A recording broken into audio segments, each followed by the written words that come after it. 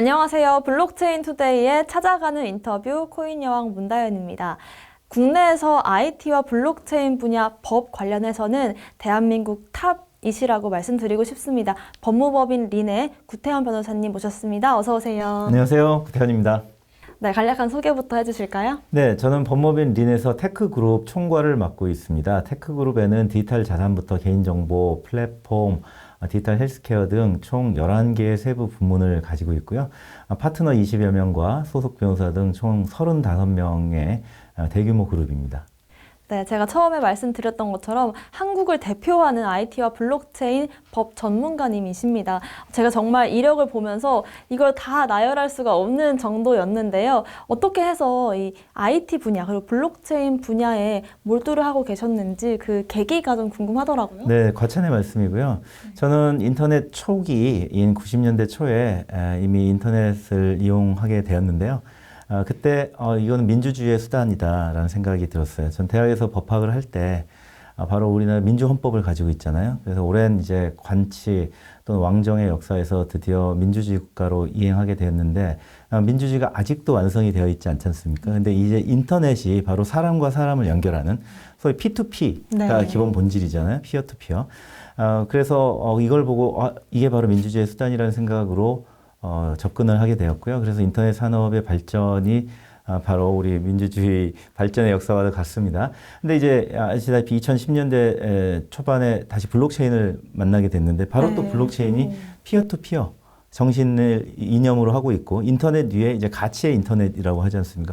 그 얘기를 듣고 이게 바로 이제 민주주의 완성의 기술이구나라는 생각이 들어서 바로 그런 법철학적인 관점에서 이 산업에 역시 또 들어와서 즐겁게 자문을 하고 있습니다. 네, 인터넷과 블록체인 초창기부터 이게 정말 민주주의의 이념을 좀 실행할 수 있는 그런 기술들이 아닐까라는 생각을 공통적으로 하셨던 것 같습니다. 네네. 네, 변호사님께서 최근에는 어떤 일에 가장 좀 몰두하고 계실까요? 개인적으로는 이제 업무적으로는 우리 고객들의 여러 가지 자문들을 하고 있는데 제가 테크그룹을 총괄하고 있기 때문에 당연히 고객들은 다 기술 기업들, 네. 미디어 그리고 통신사들이 많이 있는데요. 이들 뭐 업무 자문하는 걸 기본으로 하는데 제가 제일 의미 있는 일은 이 정부의 디지털 플랫폼 정부위원회라고 대통령 공약 1호 공약사항이 있습니다. 거기에 민간위원으로 위촉돼서 지난 1년 반 동안 바로 우리 정부를 플랫폼화하는 그런 사업에 참여하고 있는데 이것도 매우 보람된 일이고요.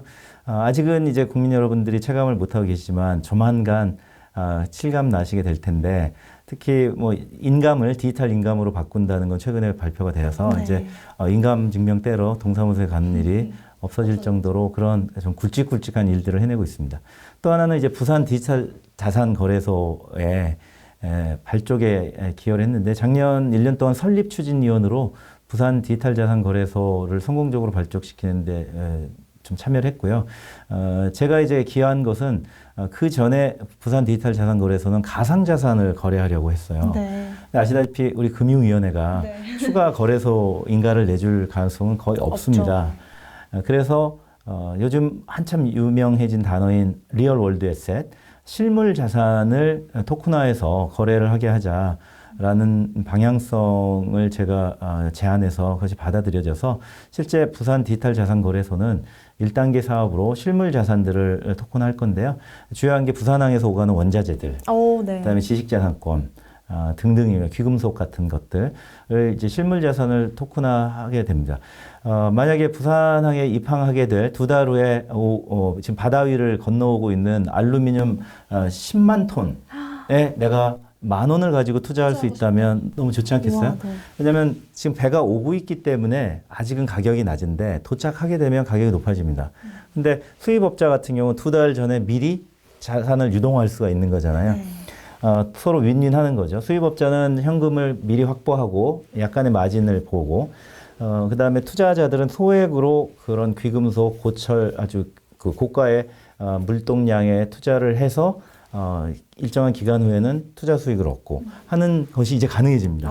그래서 부자들의 잔치였던 세계 금속 수출입부터 시작해서 귀금속까지도 이제 실물 자산을 기반으로 투자 시장이 열리게 되는 겁니다. 이런 일들이 요즘 하고 있는 일 중에 제일 좀 보람된 일이라고 말씀드릴 수 있겠네요. 사실 많은 분들께서 STO만큼이나 최근 RWA에 대해서 궁금해하시고 관심을 가지실 텐데 부산이어야만 하는 그런 이유들이 또 있을 것 같습니다. 네, 일단 서울에서 멀고요. 네. 뭐로 사는지 잘 안 보입니다. 잘 보시면 샌프란시스코가 실리콘밸리가 되고 심천, 선전이 개혁과 어떤 성장의 메카가 된 게 다 수도에서 항구. 멀기 네. 때문이고요. 그리고 두 번째는 항구입니다. 물동량이 있죠. 그래서 거대한 자본이 오고 가게 됩니다. 그리고 좀 혁신적이잖아요. 바닷가에 계시는 분들이. 네. 뭐 항구적인 바다의 기질이랄까. 그래서 부산이 최적지인 것 같습니다. 네. 부산의 지역적인 특성 같은 것 역시도 강조를 해주신 것 같고 우리가 좀 체감할 수 있는 그런 국가적인 차원에서도 디지털과 플랫폼에 힘써주고 계시다라는 얘기를 들어볼 수가 있었습니다. 제가 이력이 너무 화려하시다라고 말씀을 드렸었는데요. 금융감독원의 블록체인 발전 포럼 자문위원도 맡으셨었고 또 블록체인 법학회 부회장님이시고 블록체인 산업진흥협회 이사님도 맡고 계시고 기타 여러 가지 업무들을 봐주고 계신데 블록체인 업계 발전을 위해서 힘써주고 계십니다. 블록체인 지금 시장과 업계 동향 어떻게 보실까요? 아시다시피 블록체인은 지금 발행 규제가 아직도 도입되지 않아서 시장이 굉장히 혼탁해 갔죠. 네. 새벽에 마구 이제 펌핑이 많이 발생하는데 사실 그렇게 시세 조정으로 하는 코인들은 원래 상장되어서는 안 됩니다. 네, 위험하죠. 네, 그래서 많은 분들이 새벽마다 일종의 머니 게임을 하고 계시잖아요. 이것이 이제 정부가 곧 추진할 2단계 입법인 디지털 자산 기본법으로 얼른 정리가 되었으면 하고요. 사실 이렇게 발행 규제가 도입되지 않은 지난 7년간, 2017년부터 올해까지 7년 동안 블록체인 시장은 그래서 불신의 시장이고 사기 피해의 시장이고 국민들이 아주 위험한 투기 자산으로 인식되는 그런 과정을 겪어왔는데 사실 선진국은 그렇지 않거든요.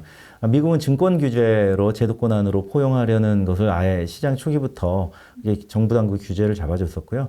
아시는 유럽은 미카법이라고 해서 마켓스 인 크립토 에셋, 암호자산 시장법을 올해 7월 달에 발효시킵니다. 그래서 아까 말씀드린 이제 에셋 베이스드 토큰, 자산 기반 토큰부터 화폐형 토큰, 그다음에 유틸리티형 토큰까지 정식으로 발행 규제를 제대로 정비를 합니다. 그래서 이제 유로 토큰들, 유로발 토큰들이 이제 막 출시가 되게 될 거예요.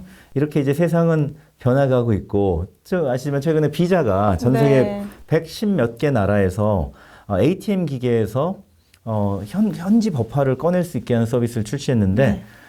바이낸스 같은 거래소에 토큰이 있으면 네. 현지 법화로 바꿔주는 교환을 해주면 이거 거래소거든요. 네. 환전소. 미국 회사인 비자가 전 세계의 가상자산 시장으로 지금 들어오고 있는 거예요. 자기들 네트워크가 있으니까. 그 환전할 때 수수료를 이제 얻게 되는 거죠. 그렇게 미국은 지금 앞서 나가고 있습니다. 네. 이런 거 사실 우리가 잘할 수 있었거든요. 그래서 규제 당국이 올해 안에 디지털 자산 기본법을 내신다고 이제 정부, 여당 또 야당도 얘기들 하고 있기 때문에 빠른 시일 내에 정비를 해주면 좋겠습니다. 지난 7년의 세월이 너무 아쉽습니다. 네. 근데 지금까지도 이렇게 스캠 코인이라든지 발행 법이 갖춰지지 않아서 발생하는 피해들이 여전히 많은 상황인가요? 많죠. 우리는 ICO 금지돼 있다고 생각했죠. 2017년에 정부가 금지하겠다고 했죠. 네. 근데 금지하려면 법을 만들어야 되잖아요. 법은 아직도 안 만들어져 있어요. 그래서 18년, 19년에 다들 싱가포르 뭐 가셔가지고 재단 세워놓고서 그쪽에서 발행하고 사실 유통은 여기서 하고 했잖아요. 네. 근데 지켜보니까 금지가 안 돼 있는 거야. 한국에서 다 팔 수가 있잖아요. 이제 이래서 문제가 생긴 거죠. 아무나 토큰을 발행할 수 있습니다. 뭐 기자님하고 저도 우리가 금방 10분 만에 토큰 발행할 수 있는 거잖아요. 그렇게 쉬워요? 네, 그리고 불투 토큰 하나 해서 금요일엔 불투다 이래가지고 토큰 발행해서 우리 당장 팔 수 있어요. 와. 정주필 대표님 이름 팔아가지고 우리가 막 수십억 땡겨 이렇게 돼서는 안 되는 거죠. 그래 이런 분들은 사실 시장에서 퇴출시켜야 되는데 그나마 다행히 이제 검경이 특검법 시행 이후에 수사를 열심히 해주고 계십니다만 아시다시피 다단계는 근절이 어렵습니다. 반복적으로 피해가 발생하잖아요. 그래서 근본적으로는 발행 규제가 도입돼야 된다고 생각하고요. 그렇게 되면 이제 이 블록체인 업계도 신뢰를 갖게 되겠죠. 정상적인 사업자들이 벤처기업 지정도 할 수 있게 다시 열어주실 거고 그렇게 되면 기술 발전이 이루어지고 또 미래 시대에 개인과 개인 사이의 자산을 쉽게 금융 수수료 없이 이전할 수 있는 이 혁신 기술을 가지고 산업도 발전하고 국민들도 혜택도 보고 또 수출 기업도 수출 기술 기업도 많이 나오게 될 거고 유니콘들도 늘어나고 이런 회사들이 나와야 우리 자녀들의 또 일자리도 생기고 네. 그러지 않겠습니까? 네. 2단계 이제 디지털 자산 기본법이라고 말씀하셨을까요? 이제 새로운 국회가 들어왔는데 국회 차원에서 어떤 법안들이 이번에 있을까요? 총선 때 양당 우리나라 지금 사실 양당제잖아요. 네. 예, 국힘당과 민주당의 블록체인 관련 공약을 봤더니 공통적으로 2단계 입법인 디지털 자산 기본법을 연내 제정하겠다는 게 들어있어요. 1단계 입법은 잘 아시다시피 디지털 자산 이용자 보호법이죠. 그건 올해 7월에 발효합니다. 그래서 시세 조정 등을 엄밀히 이제 처벌하게 되는데요. 2단계 입법인 디지털 자산 기본법은 바로 발행 규제를 내용으로 담고 있을 것 같아요. 그래서 물론 이제 입법의 내용은 달라질 수 있습니다만 이 법이 시행되면 드디어 이제 우리나라에서는 토큰을 아무나 발행하지 못하게 됩니다. 가상 자산인 경우. 실물 자산은 상관없어요. 아까 BDX 부산 디지털 자산 거래소는 실물 자산 기반이기 때문에 현행법상 상품권 규제는 없는 거 아시죠? 네. 아무 문제가 없습니다. 그거는 실물 기반으로 갈 거고요. 대표적인 얘기가 스타벅스 상품권, 뭐 금강제와 구두 상품권 다 실물 자산 기반이고 이걸 블록체인 방식으로 바꾸면 상품 토큰이 되는 겁니다. RWA가 되는 거고요. 그렇게 해서 실물 자산이 아닌 가상 자산은 이제 규제 체계가 드디어 올해 안에 들어온다면 드디어 산업 발전이 이루어질 것이라고 생각합니다. 네. 이렇게 해서 좀 지금 당장의 중요한 법안들에 대해 짚어봤다면 개인적으로는 STO 이야기가 굉장히 핫했던 만큼 STO 관련된 법안들은 좀 어떻게 진행되고 있는 건지 따라가기 어렵더라고요. 네, 작년 2월 달에 금융위가 토큰 증권 유통체계 정비 방안을 냈죠. 그 내용은 자본시장법을 개정해서 기존에 6가지 증권 유형이 있지 않습니까? 우리가 백서 검토할 때 제가 항상 6대 증권 유형에 속하는지를 이름이 너무 어려워요. 해주잖아요. 뭐 수익증권, 지분증권, 투자계약증권.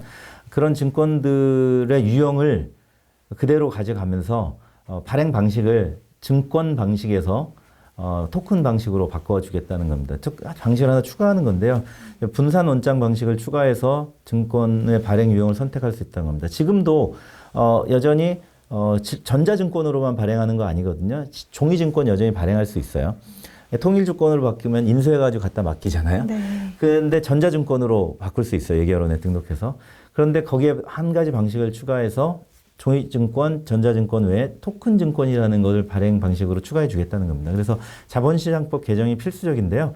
사실 작년 8월 달에 국회에 이 자본시장법 개정안이 발의가 되었는데 지난 국회에서 통과를 시켜주지 않고 5월 말일 날 해산하시게 돼요. 아마 그 한 달 사이에 통과시킬 가능성은 지금 없는 것 같고요. 다음 22대 국회가 다시 자본시장법 개정안을 다시 발의하게 되면 그때 통과시켜서 토큰 증권을 발행할 수 있게 될 겁니다. 네, 앞으로 좀 어떻게 진행되는지도 계속해서 좀 지켜보도록 하고요. STO 관련된 이야기를 해봤다면 CBDC 관련된 이야기도 조금 들어보고 싶습니다. CBDC와 관련한 변호사님 생각은 어떠신가요? 당연한 수순이라고 생각하고요. 우리는 사실 이미 동전 지폐 없는 세상에 살고 있거든요. 네. 그럼 기자님도 지폐가 필요한 경우는 아마 별로 없을 거예요. 네. 로또는 현금으로만 사야 되니까. 네.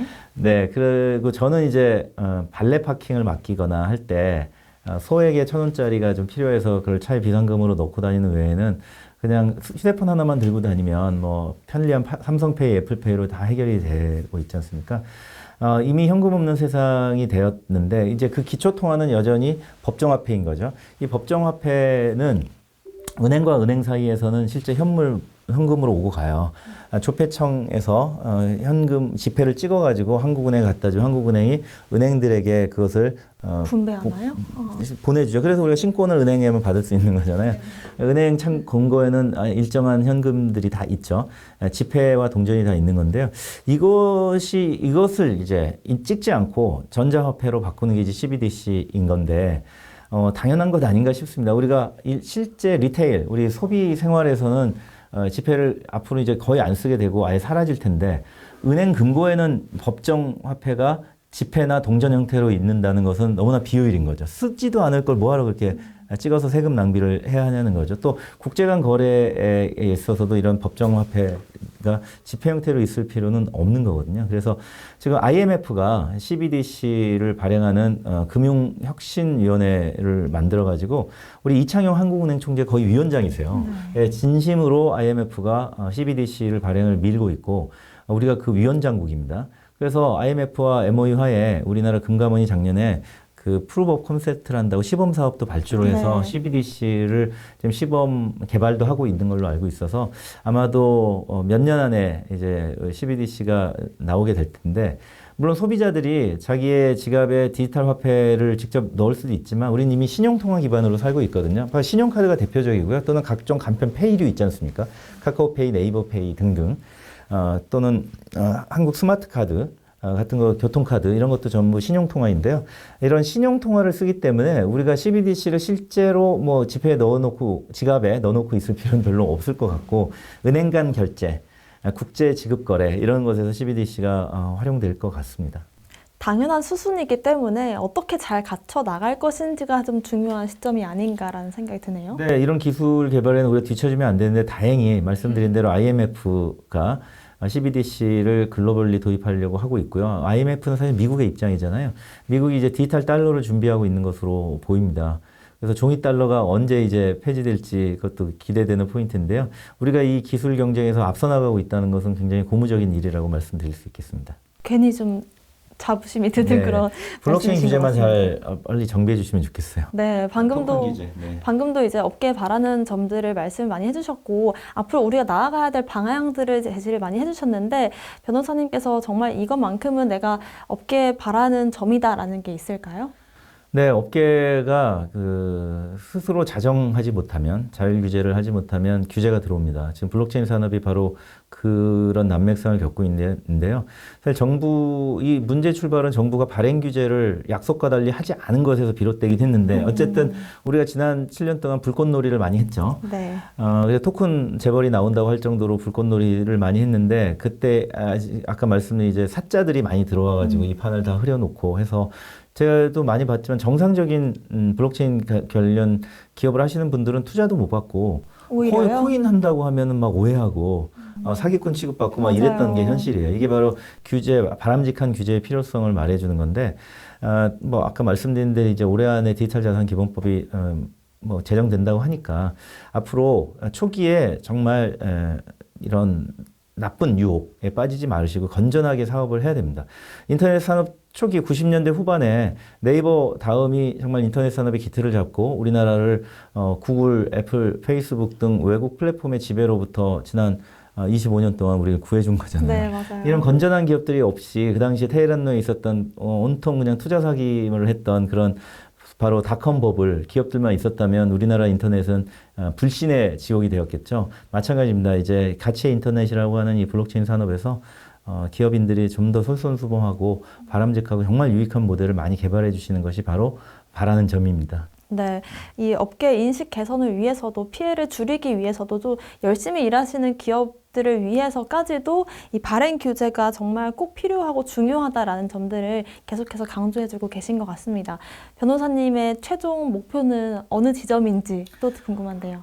저는 법학도였고 법률가인데 민주법치국가의 법률가는 당연히 민주주의자입니다. 저는 민주주의가 고도화되는 세상을 꿈꾸고요.